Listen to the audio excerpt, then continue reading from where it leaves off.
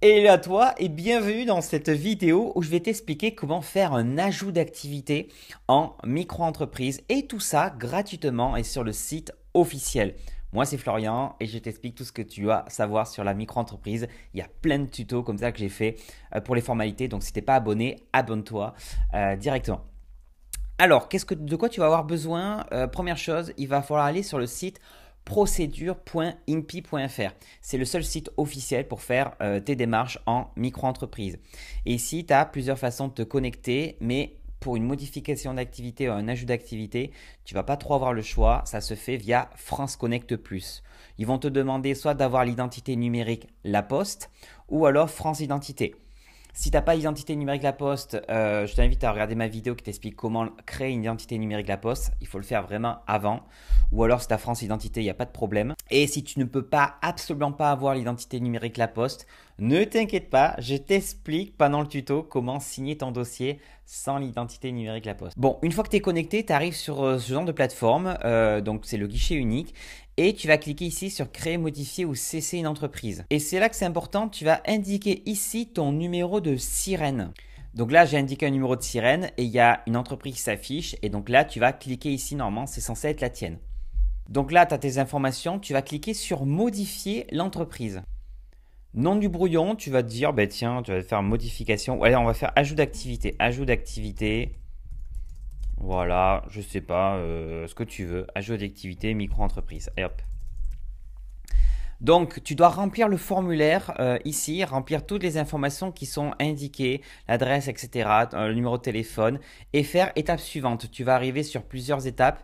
Là, par exemple, tu es sur la partie entreprise et vérifie absolument que cette case-là, elle est cochée. Il faut absolument cocher cette case. Là, tu laisses non en principe et tu continues. Normalement, on modifie que l'activité, donc le reste, il n'y a pas besoin de dire tiens, l'entreprise est domiciliée au sein d'une société de domiciliation. Là, tu fais étape suivante. Tu continues, étape suivante. Là, tu cliques sur non pour l'incessabilité. Et là, tu arrives sur la partie établissement et c'est là que tout va se jouer. Tu vas cliquer ici sur accéder aux activités de cet établissement. Donc là, tu arrives sur la liste des activités. Normalement, là, il y a ton activité à toi directement. Tu peux même le vérifier en cliquant dessus. Et vérifie par exemple ici que dans exercice de l'activité, tu laisses permanente. Voilà. Et là, tu fais étape suivante. Donc là, tu vas faire ajouter une activité parce qu'on veut ajouter une activité. Donc là, c'est parti, ça se fait ici. Donc là, on te demande plusieurs informations. Est-ce que c'est une adjonction? Effectivement.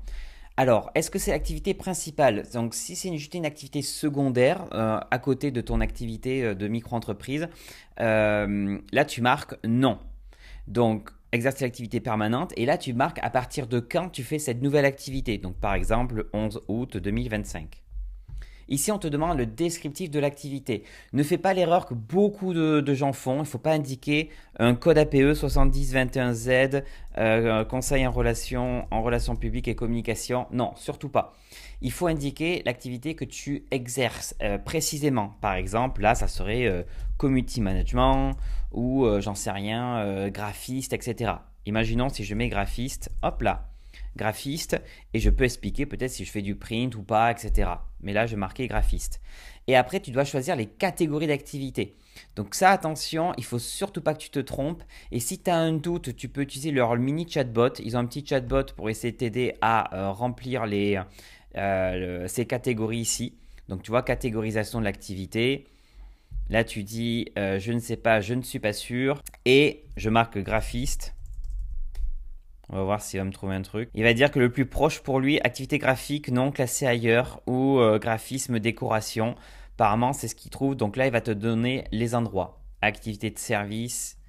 Ici, on est sur activité spécialisée design. Activité spécialisée scientifique. Hop. Et après, on est sur activité graphique et design. Et là, on en a plusieurs. Graphisme décoration. Et là, je vois que c'est une activité artisanale. Ou activité graphique non classée ailleurs, activité artisanale. Donc type d'origine, c'est de la création. Ici, alors là c'est spécifique parce que c'est une activité artisanale, mais elle n'est pas réglementée et on voit que ça dépend de la chambre des métiers. Normalement tout le reste est bon, tu fais étape suivante. Là tu reviens sur la liste et on voit bien que donc l'activité principale est ici, l'activité secondaire est ici. Et tu peux faire ça pour autant d'activités que tu souhaites. Surtout, ne te trompe pas sur les activités, sur les intitulés, etc. parce que ça peut avoir des incidences sur tes déclarations URSSAF, ton code APE, etc. Ça peut avoir pas mal d'incidences. J'ai fait d'autres vidéos si tu veux savoir comment modifier l'activité que tu as actuellement ou en supprimer. Donc ça, j'ai fait d'autres vidéos que je mets en lien en description. Donc là, on fait étape suivante. Je peux ajouter d'autres activités, mais là, je pense que ça va aller. Je vais aussi ajouter une activité, par exemple, commerciale. Tu vas voir pourquoi. Donc, j'ajoute une activité commerciale, par exemple, si je fais du e-commerce. 11/08/2025. Très important que les dates de début d'activité pour toutes les nouvelles activités soient les mêmes. Donc là, je vais marquer, je sais pas moi, vente de produits pour, je sais pas moi, pour hélicoptère. Je vais marquer comme ça. Hélicoptère. Hop. Ici, je sais que ça va être commerce. Je vais te montrer pourquoi je te dis ça. Je te montre ça parce qu'il va y avoir des justificatifs différents. Donc, si tu es par exemple une activité commerciale, tu marques oui ici dans je confirme vouloir effectuer une entrée de champ sur le répertoire registre du commerce et des sociétés. On fait création. Et donc là, on arrive avec les 3 activités et dont celle-ci qui est principale. Donc, je fais étape suivante.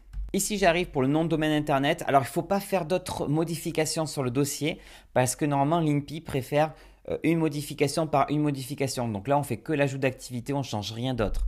Donc là, tu peux faire l'étape suivante. Donc là, tu arrives, reviens sur la liste des établissements, tu fais valider les informations. Et c'est là que ça devient important. Selon les activités que tu vas ajouter, tu vas avoir plus ou moins des fichiers, des justificatifs à donner.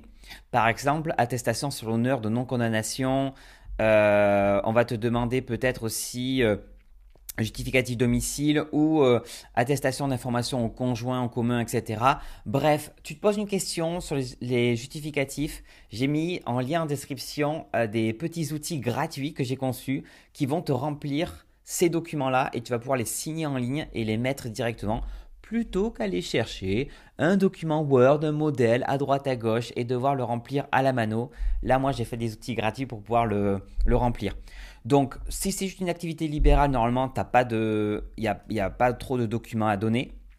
Mais si tu as des activités commerciales ou artisanales, là, ils vont te demander par exemple l'attestation sur l'honneur de non-condamnation.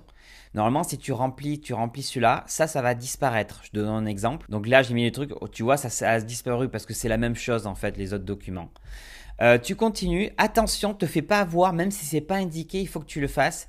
Tu vas mettre ici, tu vas faire ajouter des pièces jointes et tu vas mettre ta photocopie de pièce d'identité ou passeport, etc. Très important de le mettre, même si tu ne le demandes pas. Mets-le ici. Des fois, il y a un petit bug qui arrive. Donc là, tu mets ta photocopie pièce d'identité et quand c'est bon, tu fais valider pièce jointe. Ici, tu arrives sur le fait de pouvoir donner des informations, mais normalement, tu n'as pas besoin d'ajouter de commentaires. Si tu as suivi ce tuto, ça devrait bien se passer.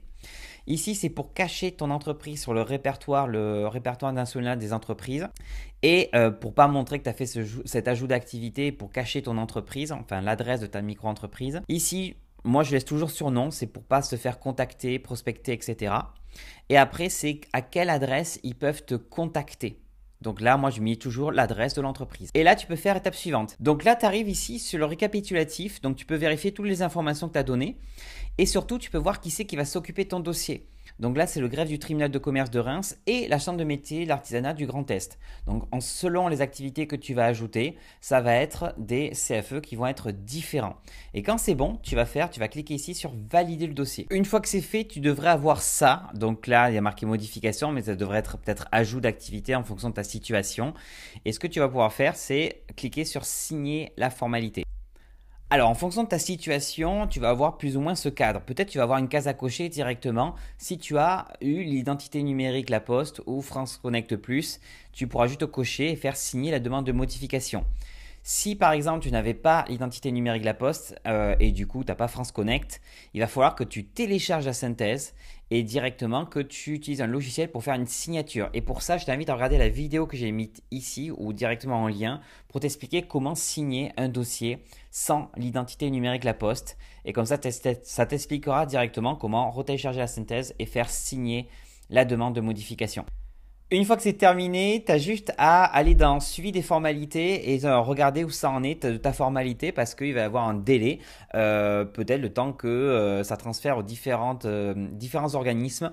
Attention, dans certains cas, par exemple les activités commerciales, ils risquent d'avoir quelque chose à payer et ça c'est plus en lien avec les greffes du tribunal de commerce qui se renvoient la balle et qui deux fois demandent des frais de dossier.